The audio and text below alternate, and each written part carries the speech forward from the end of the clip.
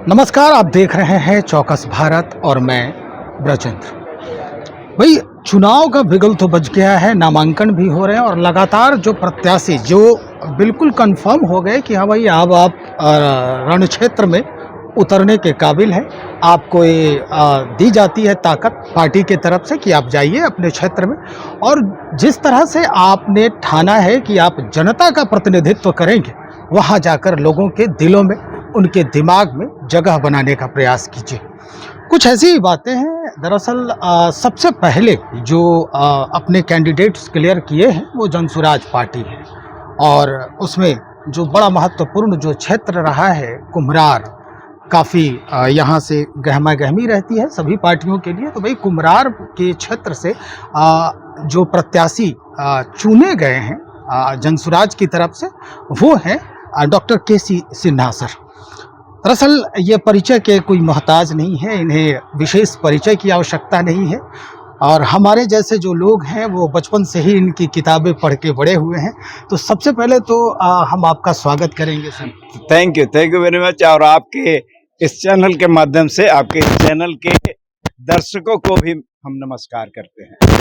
Sir, स्थिति जो है वो बड़ा विचित्र लग रहा है। अब सोचने पे लग रहा है कि एक तो आप प्राध्यापक से कुलपति तक का सफर जो है वो तय किया है। आपकी कई किताबें हैं जो लिखी गई हैं, जिससे छात्र अभ्यर्थी जो है लगातार लाभान्वित हो रहे हैं, विद्वान तक बन रहे हैं आपकी किताबें पढ़ के। लेकिन अब राजनीति में जो आपका हस्तक्षेप होगा, उससे कैसे इसको आप देख रहे हैं, किस तरह से आप शिक्षा का क्षेत्र, शिक्षा भी तो इसी का एक अंग है, और शिक्षा का क्षेत्र का एक लिमिटेशन है। जी जी दायरा सीमित है। जी जैसे हम किसी कॉलेज के प्रिंसिपल हैं जी तो उस कॉलेज में हम जो भी करना चाहते हैं कर सकते हैं। लेकिन ये राजनीति का जो क्षेत्र है ये व्यापक है, क्योंकि समाज में तो और सभी शिक्षा के साथ साथ और भी सभी चीजें हैं, कृषि है, स्वास्थ्य है, और भी है। तो राजनीतिक क्षेत्र में आने पर व्यापक क्षेत्र इसका होता है, और इसमें समाज सेवा करने का आपको जो क्षेत्र मिलेगा, बड़ा क्षेत्र मिलेगा, और अपने प्रदेश के बारे में नीति निर्धारण में आप ये जो राजनीति का अहम भूमिका होगी, नीति निर्धारण में आपका अहमियत होगा, आपका से होगा, और उसको इम्प्लीमेंट कराने में, उसके कार्यान्वयन में भी आप रहेंगे तो बहुत अच्छा होगा। जो क्षेत्र आपको मिला है, जहां से आप प्रतिनिधित्व करेंगे, सौभाग्य से अगर उम्मीद जागती है, अगर सब कुछ सफल रहता है, सब कुछ सही होता है। लेकिन समस्या ये है कि पहले के जो भी राजनीतिज्ञ हैं या पहले से जो भी विजेता रहे हैं इस क्षेत्र के, जातीय समीकरण का शरबत पी चुके हैं वो। तो अब आप उस स्कूल के बस्ते को उस समीकरण पे कैसे प्रभावी करेंगे?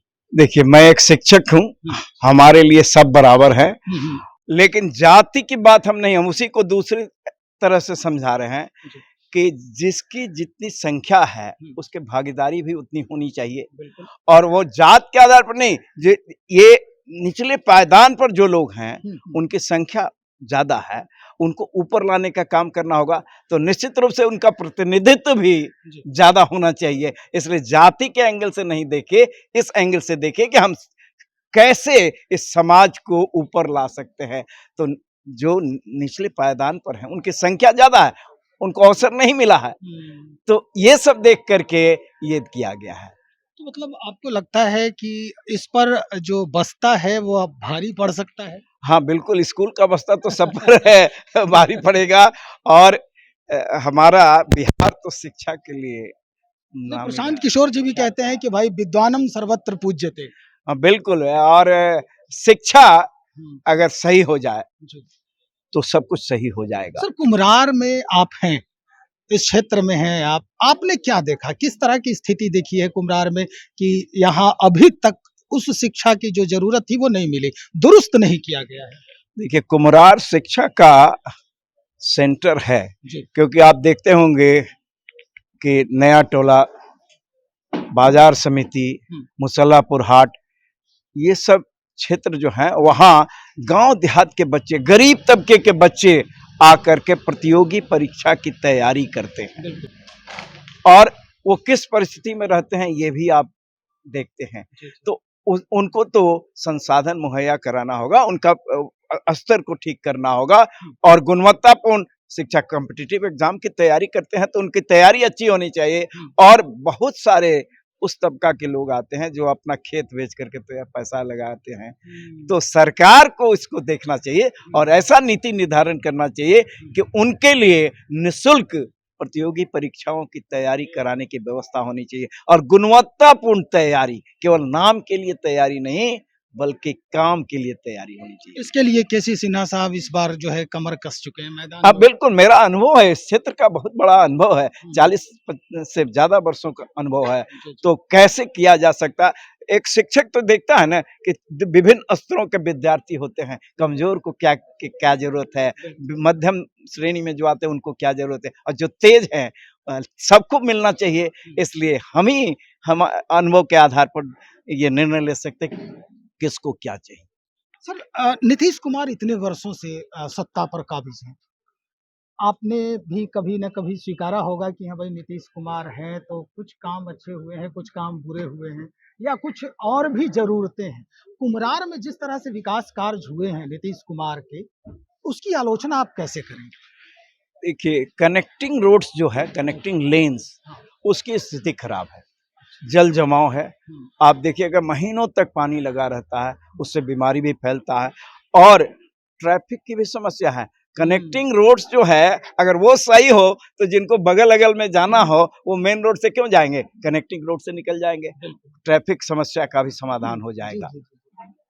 चलिए सर, हम आखिर में एक सवाल और कर रहे हैं आपसे कि जनसुराज को, मतलब कुम्हरार को जनसुराज का गढ़ बनाने के लिए किन-किन प्रयासों को करना ज़रूरी है अब, और ताकि फिर जो झंडा गड़े आपका यानी जनसुराज का, वो फिर उखड़े नहीं? इस क्षेत्र में युवा वर्ग ज्यादा संख्या में रहता है, हमने कहा है कि शिक्षा का हब है, तो युवाओं में एक ये है उत्साह है कि बदलाव लाया जाए। अच्छा। हाँ, उनमें जो बेचैनी है, जैसे उनको अपने योग्यता के अनुसार नौकरी नहीं मिल पाती है, इंजीनियरिंग करके आया कंप्यूटर ऑपरेटर का काम कर रहा है, तो ये योग्यता के अनुसार तो नहीं हुआ, उनको योग्यता के अनुसार नौकरी मिलनी चाहिए और अपने हुनर के अनुसार रोजगार होना चाहिए, तो इस पर विशेष ध्यान दिया जाएगा। चलिए सर, बहुत शुक्रिया। फिर और भी बातें होंगी लेकिन अभी समय का अभाव है, तो चलिए, देख रहे थे आप केसी सिन्हा साहब को बातचीत हो रही थी। हालांकि अभी जनसुराज से इन्हें ये मिला है, जिम्मेदारी मिली है कि भाई अब आप जाइए अपने क्षेत्र में, लोगों से बातचीत कीजिए, मिलिए और क्या कुछ कमियां हैं उसे उजागर करने का प्रयास कीजिए। तो चलिए, आगे भी बातचीत होती रहेगी, तब तक इंतजार करें, बने रहे हमारे साथ। बहुत शुक्रिया आपका।